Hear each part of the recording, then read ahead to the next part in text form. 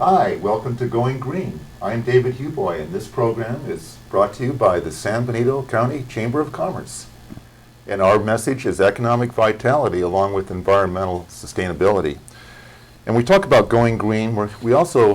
Today we're going to talk about bicycle and pedestrian paths and trails, parks, complete streets, affordable housing or workforce housing, health care are the basis of a truly livable community. Going green is a concept that promotes livable and sustainable communities. Land use, water conservation, transportation, parks, buildings require green design elements in the new San Benito County General Plan, and implementation of those ideas and policies is the job of the county government. And getting people to work and children to school on safe streets and highways, and then bringing them safely back to home for rest and recreation is a serious concern of the Council of Governments and Planning. So we brought 4 people to the studio today to join us in that discussion. And the person right on my left, and we'll introduce you individually here, and they'll talk a little bit about their background, is Brent Barnes. He's the director of the San Benito County Resource Management Agency. Welcome to the show, Brent. Thank you very much. Yeah. Glad to be here. You want to tell us a little bit about your background? And I'm a planner by trade. I've worked mostly in transportation in the last few years, but I do a lot of land use work as well, sort of fitting transportation and land use together so that they talk to each other. Grew up in California, lived the last 20 years in the East Coast, and I'm back here to finish up, so to speak, in the last 5 or 10 years. So it's a great place to be. Great. Welcome to the West Coast. And we have Mary Gilbert, who's the Executive Director of the Council of San Benito County Governments. Welcome to the program, Thank you. Mary. Thank you. Happy to be here. You're welcome. You want to tell us a little bit Sure, yeah. I have a long history with the Council of Governments. I'm the recently appointed Executive Director as of just a couple of months ago.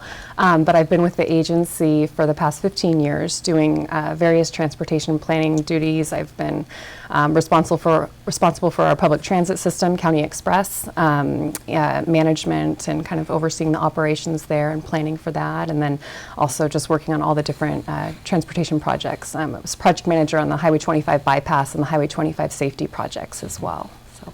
Great. And then next to Mary is Valerie Egland with R.E.A.C.H. Now R.E.A.C.H. stands for recreation, the E, exercise, community health, and community health. There you go. Right. And you're also San Benito Foundation, and you're a Parks and Recreation Commissioner on District 2. Mm-hmm. Right. So would you want to let us know about your background? I grew up in San Benito County, and I had a time away, and came back, and it's my home again. So I think that's kind of a trend. Yeah. Something about San Benito County that just keeps us grounded. Brings us home. Yeah, brings us home. It's a great place to live. We have Veronica Lezama. Did I pronounce that right? That's correct. Okay, and you're transportation planner with the Council of San Benito County Governments. Welcome to the show, Veronica. Thank you. Yeah. And just to tell you a little bit about myself, I was actually born and raised in Hollister. I attended San Jose State University. And Spartan. yeah, and I've been with the agency for the past 13 years. I do a lot of the bike and pedestrian outreach. I'm also in charge of doing a lot of the grant writing. I do some planning in, as it relates to the Airport Land Use Commission. And I'm currently the president of the Safe Kids California San Benito Partners. Great, wonderful.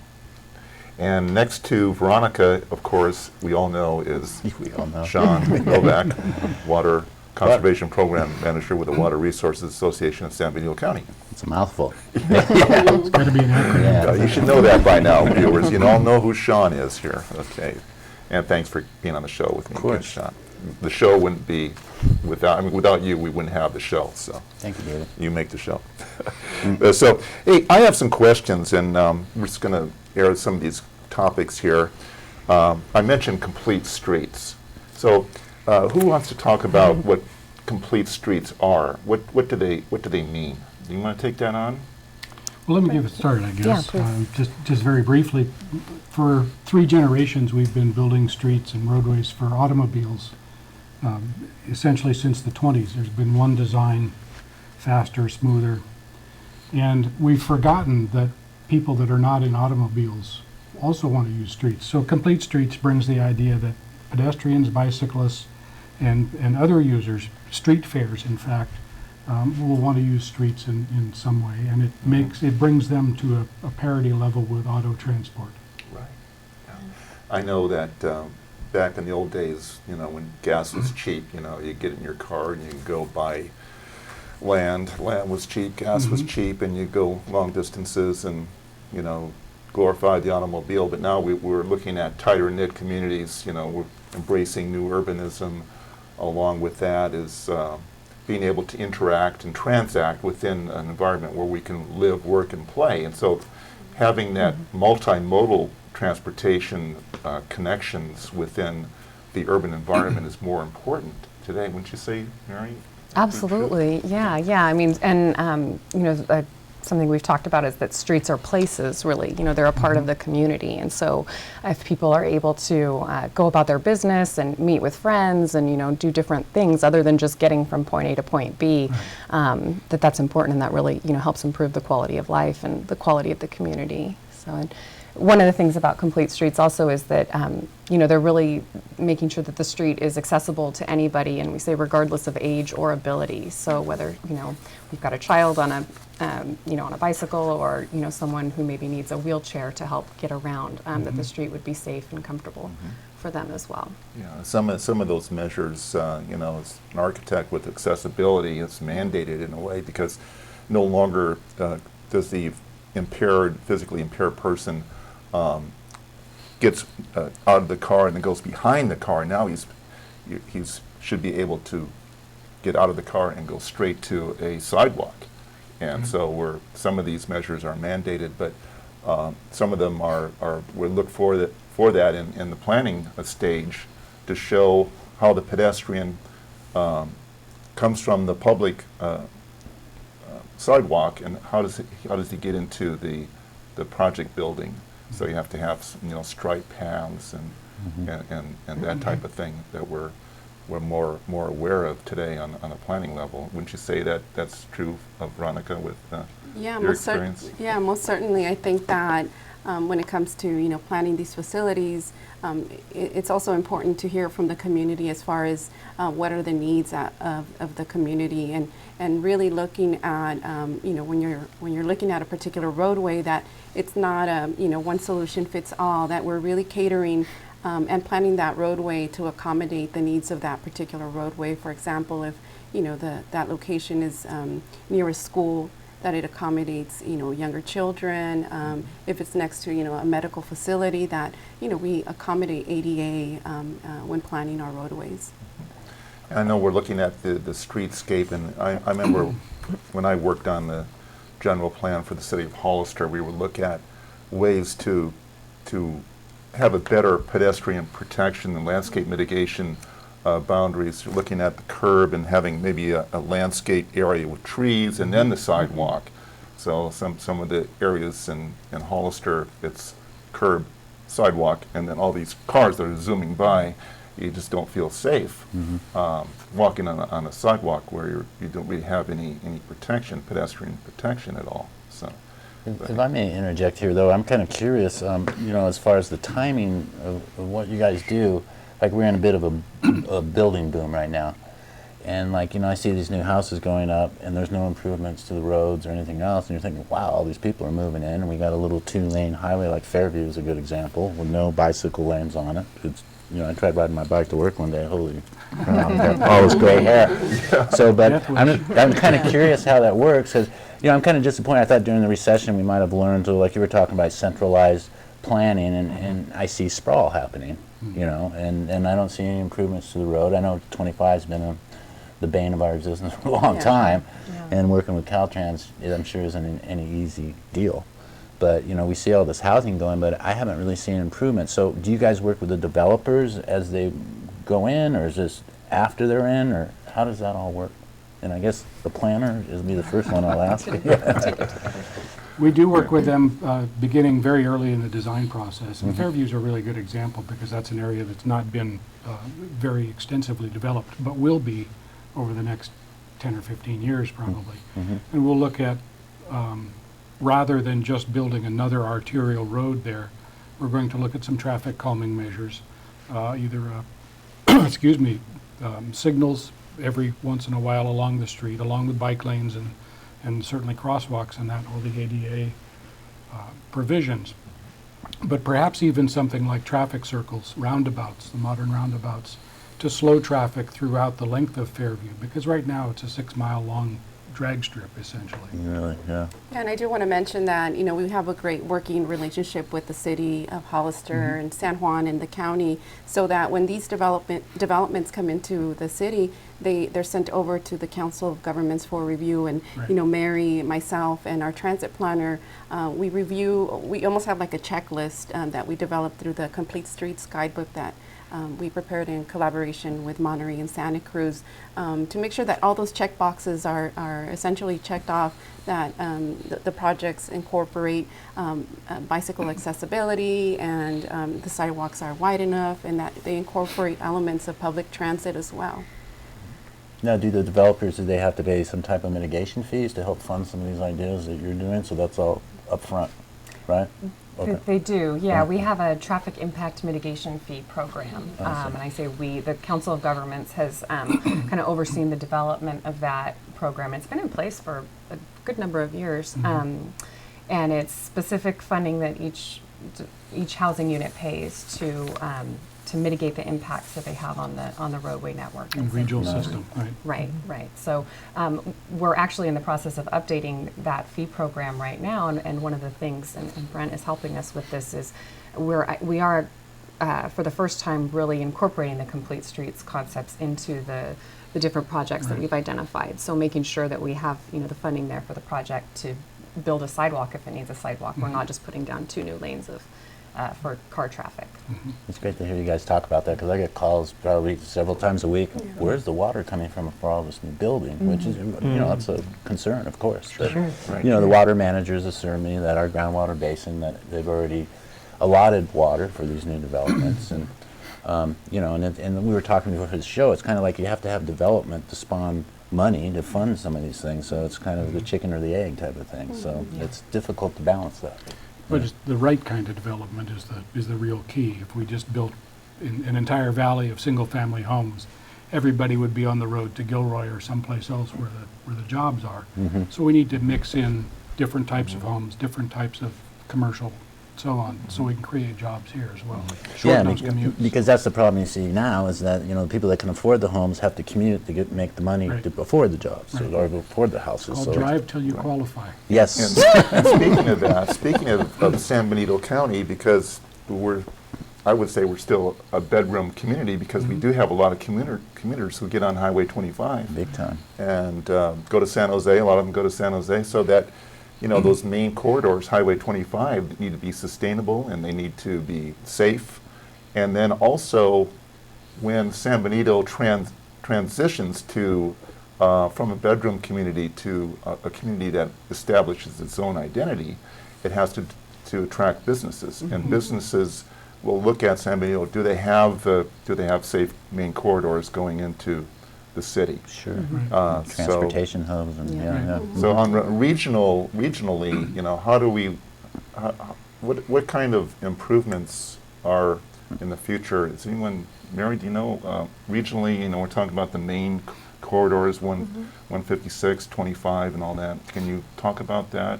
Sure, yeah. I mean, 156 between Hollister and San Juan Bautista is fully funded and will be widened, or we'll be building it, Caltrans will be building a new 4-lane expressway in place of the existing 2-lane roads. So that's slated to start happening, you know, in 2017 right now. And traffic impact developer fees are funding a portion of that as well. Highway 25, we're a little bit behind of, you know, that schedule, but we've got an environmental document that's currently being looked at. We're working with Caltrans on ways we can refine the project and maybe pull the scope in a little bit, because right now we're looking at a hugely expensive project, and San Benito County just doesn't receive the state highway funding that we would need to be able to fund that. So Doesn't that funding also come from a federal level? It comes from like a gas tax? right. And then the problem with the gas tax is that, it's a declining revenue Right. with greater fuel efficiency now and changing of driving habits, et Electric cetera. cars. So we do have some challenges of We the certainly funding for Highway 25. Yes, we do. Yeah. And I heard 300 million, was that? That's the current estimate, Wow. yeah. So, but at COG, we Incredible. are looking at, how can we pull that in a little bit, and then how will we be able to fund it? Yeah. Yeah. Valerie, let's go back to, now we're back in the city here. We're came back from Highway 25, and I'm kind of tired, but I want to go and find some recreation activity with my kids. What does R.E.A.C.H do in terms of enhancing urban nature, if you will, or parks within the urban environment? What have you guys been up to? We take a position of advocacy. So when we go to the planning commission meetings, we poke our nose into all the different facets of building such that we can have some input to stand up for the population, those voices that don't get heard. And we find that is extremely valuable for the community. We're looking at advocating for, or we are, for the River Parkway and the new facility that would be behind the high school. And there's a lot of transition going on there. The EIR is done. The possibility of getting that on the road in the near future is there. And on the complete streets, that was one of the first times I worked with Veronica with the bicycle path from San Juan to Anzar High School. That's right, yeah. And that was, just amazing. So for bicycle pedestrian things, we advocate. In fact, that's extremely important to have. In fact, right now, Parks and Rec is putting together a bicycle path map to put on the Parks and Rec Commission website or page. And that will show different sections of difficulty, where there are friendly streets, where it's not so friendly, but that these are established routes that we've gotten from the feedback of bicyclists who are advocates of bicycling and get out there and do it. So, That's great. yes. Yes, People it that really actually is. use the facilities. That's good. Yeah, I think one of the great things about, San Benito County is that, we've established a lot of wonderful relationships, not only with R.E.A.C.H, but, with the Hollister School District, as I mentioned, with the Safe Kids California Partners and the City of Hollister, to also incorporate and furthermore develop safer routes to school. So I'm glad that you mentioned that, Valerie. Well, that's one of the beautiful things about our community. We complain that it's small and we don't have money and all this stuff, but I can walk in and talk to a supervisor, I can walk in and talk to the mayor, see you guys around town, and that's an advantage. So that's try to use that where we can all partner. Exactly. Exactly. Cooperate. As a planning commissioner, we've made some progress, like on Vista Park Hill Master Plan, and I'd just like to see something happen up there sometime in the near future. And you mentioned the regional park. Can you explain to the viewers what that is, the regional park? Is that the one that goes all the way to pretty much almost to San Juan Bautista? No, that would or be the River Parkway. To Gateway. That's from, our mantra is from the Pajaro to the Pinnacles, through the riverbed. Oh, yeah, okay. And it would require a lot of negotiation with landowners, a lot of purchase, but the possibility does remain that we can connect the two communities through the river and end up having a space where kids can go from town to town safely, to have races, bicycle races, to have foot races. You can have the track team from one, do cross country. And I mean, it has- with it my has- water background too, I see those are wonderful to interpretive, have some interpretive Absolutely. things there for our river, Yes. our river and our watershed right there would be Yes. a great thing. Yes, much that's on in that the idea. plan. Mm-hmm. In Yeah, I the saw River that. Parkway I saw that. plan. Yeah, I'm really Yes. intrigued with that whole idea. Because you know, I lived in Monterey before coming over here, and I spent at least 2-3 times a week on the rec trail over there. It's just, you know. Oh, yes. Well, it's nice to leave your place of business and walk on a recreation trail. Isn't you it? know, and, Not worry about cars and. You know. Yeah. And we've had on the show before, we've had representatives from Community of Green Foothills and the Open Space Authority, and they've made some progress with connecting these parks. I think one of the issues that we have in San Benito County is we have, and our bike bike paths, there's some disconnect there. So if there's ways to connect these Right. bike paths and connect these parks to work environments, I think that we'd be Great. on the right path, because there's so much potential that we have in San Benito County to make it work. Yeah. And Definitely. it's not just San Benito County. We have Monterey County, Santa Cruz County, and Santa Clara County. And all of their bicycle interests, tourist interests, are focused on getting a connected situation with between themselves along the coast, but also up to the pinnacles. So they're looking at opening up pathways through Aromas that come through San Juan, they go up to Fremont Peak, that come around on the new bicycle path that will be on 156 on the side, right? Yeah, And we actually- on to Hollister. Yeah, we actually just we were going to finalize a grant, but the deadline got extended. Actually, the deadline was today, in order to plan that bike lane from Hollister to San Juan Bautista, and some improvements in the area of the Alameda and 156 near San Juan, to kind of also connect and provide more connectivity to the Dianza Trail, for example. And so those are some of the things that we're kind of working on right now.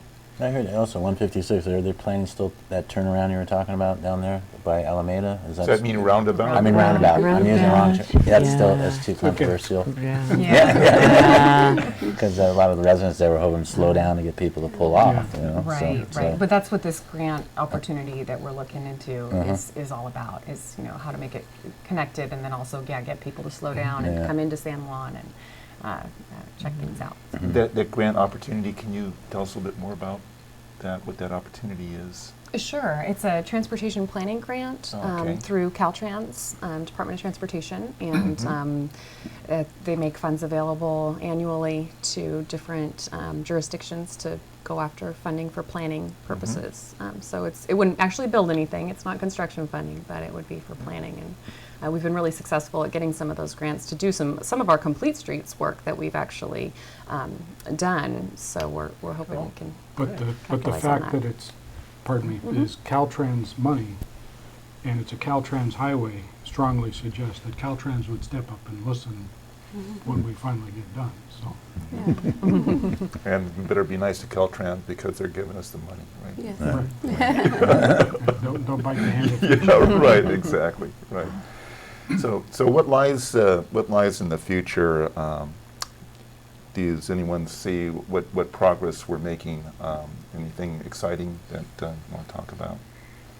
Well, I know that I've definitely have seen and heard the great work that the City of Hollister is doing with their West Gateway project, and now there are discussions with the downtown plan, and it's just really, I think, exciting for all of us to know that that our planning efforts are not in vain, that we're working in partnership to see the community of San Benito County and Hollister and San Juan slowly but surely get there to a more sustainable and kind of livable community. Again. And I'm starting to see some of the state policies too, like with the landscaping and stuff, kind of come into effect. Like the new Walgreens, if you look out there, now that what we try to get people to do is keep all water on site. In the old days, you used to sheet it off into the gutters, into a storm drain. which, you know, would pick up oil and things like that. Well, now you keep it on site, it recharges the groundwater there, so you look like at Walgreens, and there's bioswales there that allow the water to percolate in, and drought-tolerant And plants. they look pretty good. It does. It does. Now it's starting. When they first did it, I'm like, oh, I don't know about that. Now that the plants are going in, it's looking good. Right. So, and you're seeing a lot of the new construction, new homes that have the model landscape ordinance, which was adopted, which limit turf and encourage more drought-tolerant plants. And I think people are starting to get used to that look too, because when I first got over here about 12 years ago, when you talk water-efficient landscapes, people, oh, cactus gardens. Well, there's so much more than that, you know. And now you're starting to see it, and people get ideas. So I think a lot of these things you guys are working on will spawn other things, you know. So it's great. Great. I think there was something that you mentioned at some conference that I went to, where you said that focus on planting things that only need 12 inches of water a year. Yeah, because that's our natural rainfall, and we haven't got that in a while, but we get about 11 or 13 inches a year on average, so there's a lot of plants that can live on that, so, you know, so that's what you try to look for, climate-appropriate plants, you know, because lawns are not set for our climate, and it's not that I object to lawns, because we have kids or dogs, you need a little lawn space, but what I object to are these 5-acre parcels, and they just roll the lawn around it, so people are, I see people changing, and that's encouraging. Yeah. And you know, I know one of the contentious subjects that have come up in the Planning Commission, because I'm also a Planning Commissioner for the city, is pocket parks. And you know, we have performance overlay zones, and with the performance overlay zone, you have to have amenities, or you know, the developer is encouraged to provide amenities, and some of these are pocket parks, but it becomes a question of maintenance and who's going to pay for the maintenance, the city, and I say that we need the pocket parks. We need to find a way to fund them. Sure. And there's ways of making it low maintenance, but even if it's just a small, you know, kind of a geometric area where it was hard to build on, and that would be a good plot for a pocket park. Sure. It could just be a place to sit, you know, a bench with next to a piece of sculpture or artwork, you know, just to have a place to sit down and relax. I think it's really like Wallace Stegner, you know, with the Wilderness Letters, how important that was for Just mental, to contemplate you know, life. well-being. Yeah. I think that drives like communities like R.E.A.C.H and Community for Green Foothills. I mean, that's right at the core of their mission, you know, is you know, your health, you know, and mental well-being, and even pocket parks, I think, are important. Sure. So I'm much Even advocate of that little plaza with a sculpture or a couple of bushes in a downtown is really becomes an interesting place, a diversion. Well, place of respite. you mentioned art. Are you guys work with San Benito County Art Council? Because I know they have some ideas about public art and things that they're working on. Do you guys ever cross paths, or because they have some wonderful plans to try to bring some public art? So, Right. and that's where we can use our strengths, because we are small. Another We can kind of get partnership. together. So, Well, we're hoping that the Arts Council will be involved in the River Parkway and along the complete streets, that will have interesting objects for people. And what they found, I think it was in Sonoma or around Santa Rosa, that when they put in a path, it is more highly used if there are objects of art of interest along the way. There seems to be something that draws them for just the imaginative respite that it gives them. And so, yeah, we're very encouraged to work with the Arts Commission on that. And the other thing with the Parks Commission, when a project comes into the Parks and Rec Commission for county, that is all reviewed for the amount of park space that is going to be provided, how many miles or feet there will be of path space, and how complete street friendly it is. And so Parks and Rec is a very important review for all the developers as well. Great. And of course, it's only as good as some of these, like I brought with me, I brought the San Benito County Bikeway and Pedestrian Master Plan. Kind of do some, some crash research on this before the show. And but these, how important are these master plans? I mean, like in the general plan, because like Franz Snyder would always say, it's only as good as the implementation.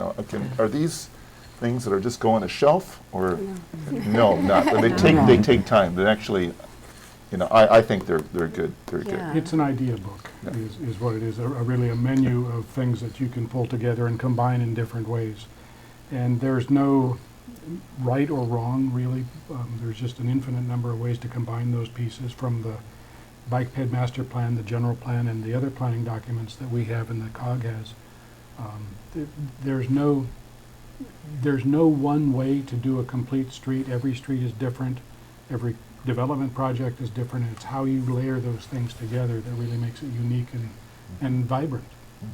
Yeah, and I think when we developed the bikeway and pedestrian master plan, I think it's also a testimony of what the community wants. Absolutely. And we did extensive public outreach. We had so much participation from the community. I mean, it was just great to see. And as we apply for these grants, we reference these documents so that the funding agencies that provide the funding for these projects, they get to see that there was a vision behind this project. And public participation really does mean a lot. I know that as a planning commissioner, we really encourage that. And I like what Brent was saying too, because it reminds me of kind of like Frank Lloyd Wright. I mean, it's all, it comes from the peculiar settings and, the programming and the wind, the sun and all that. I mean, it just evolves, and these are good ideas. And I know that a lot of developers, they get some of these ideas, and they realize that if they spend a little money sometimes and they embrace some of these ideas, it does have a ROI. I mean, in terms of the return on investment, because of the sustainability, and people are happier and they're more productive from a business standpoint. Studies have shown if you're able to sit in a work environment and look out a window, you see a tree, and just even have that there as a choice, the work productivity increases, and actually the health of the worker is better. And documents, Just I mean, to they're have that living documents, option. right? I mean, you update them as every so often, and they get updated, because I know it's the same way in the water world too. We update them. But yeah, you got to have some kind of blueprint before you go forward. So yeah. It's a drought. Do we have to be able to see a living tree? just checking. Well, I like to say I see living trees. I think that's A important. drought tolerant one. Right. though. Drought tolerant. Drought-tolerant trees, right, exactly. They're out there. Yeah, and there are those choices out there. Absolutely. Right. So, but these master plans and general plans, they take time, and you eventually you will see the character of your community change, largely through the general plan and master plans such as this. But I get, as a community member, I kind of get confused. I know the foundation did the vision thing. They reached out to and I was part of that. I went to that, and I was amazed how many people participated. That was under Community Foundation, correct? Community Foundation, yeah. And they compiled everybody's input into that, and then came up with a document. Now, is that used in the planning world, or what you guys are doing? You talk to all these agencies and take some of those ideas, and because I mean that was extensive. Absolutely. Yes. I have a lot of documentation from participating in the visioning. I was and impressed it was by fabulous. some of our residents, some of the ideas they came up with. It was like, wow, like I saw this little lady there, and she had like this great idea. I'm just like, wow. Yeah. You would never think, Stuff we never think of. Yeah. Absolutely. Yeah, so that's really valuable, I think. So. Yeah, I think it was major in finding clarification of what people, they say, or a person can say, why can't we have more parks, or what? But these are just large ideas that you throw out there. But they got down to how you get to the park, and why you're going there, and how are you getting back, and all kinds of different aspects to the one larger subject, got clarification and human input. Like, you know, when Grandpa takes my daughter to school, I want him to get back alive. You know? So, Well, I was amazed. I mean, I'm a transplant in San Benito County, and it's more diverse than you think it is when you get in here. But we all came here for a lot of the same reasons: the open space, the clean air, you know, the Character of the community. character of the community, you know, you know, a lot of those things, being next to a national park. So I think we all share those things, even though we're so a diverse community. So it's good to see that when you go to something like the vision thing with the foundation, to hear that some of those same ideas are things that I hold close to my heart. So it was good to know that the community is on the same page. right. Like minds. Yes. Yeah. So there's a will. So we just got to find the way. That's the funding part of it. Right. Yeah, yeah. Yeah. That's all the fun, though. That's what we do. Right. Yeah, and there's a lot of people in our community that really care, and you see a lot of them. You see the same faces there, but then you see some new folks that You do. Come up with some new ideas, which is also good. Yeah, on these visioning community inputs and workshops. Well, and like Valerie said, you know, sometimes you were born here, but sometimes you go out of the community and you see things and you come back and you want to maybe incorporate some of those things. Right. And there's a lot of people You like come back with more and richer ideas, more diverse, Yeah, so a little more good. tolerant even sometimes. That's a different show. Yeah, Yeah, it is. but to have the diversity, that's really important. Yeah, it's really good. Hey, well, I just want to thank you for guys for coming on the show today, and hey, Amy, if you guys have any final statements you want to share with the viewers? Absolutely, my pleasure to be here. I look forward to working from the visions down to the details and getting this stuff implemented. It's going to be a lot of fun. Well, I hope you guys come back too and give us periodic updates, because I know you were on the show 2 years ago and it was just starting and it was just an idea. Now I'm actually seeing some things come out of that, so it'd be great to get updated once in a while and see what's going on. Yes, Yeah. and bring the rich number of bright people we have working in our San Benito government. I'm so impressed. Say Every that. meeting I Can go you say to, that again? it's really exciting You're to see the included in that. talent. I know, that's what I'm saying. And city government. Yeah, There you go. Commissioner, right? Yeah. So we're on the same page. We're all working Thank you, together. Valerie. And we're all working together to promote, enhance a better community for the citizens. It's all about the partnership. It's all really good. It is. If I could throw in one little perk, we have a gentleman who is going to fly to the East Coast and walk back to San Benito County. Jim Austin. Yes. Yes. Yes. I'm glad you mentioned that. Right. Can you tell me what that is? I mean, what is he going to do? What's the purpose of that mission? Jim is a bit of a wandering person. He has done a lot of bicycle riding from north to south. He did 8,000 miles, I think, around the United States, and wrote a book about it from his journals. And he came up with the idea of walking. He said, I would be doing it anyway. He said, but I think this is a very good way to advertise San Benito County and to maybe raise some money for our Parks and Rec. And so we've got a website going, and we're having donation buttons and different materials for him to take with him, and we'll send him on the way that he can talk about getting to California without a covered wagon. Sounds like a Forrest Gump thing. It does. Get Yeah. some T-shirts made. Walk, Yeah, walk. right. Valerie, did you say when he's going to? February 21st, I believe he is flying to the East Coast and putting his toes in the water and Ooh. starting back. It'll be cold water.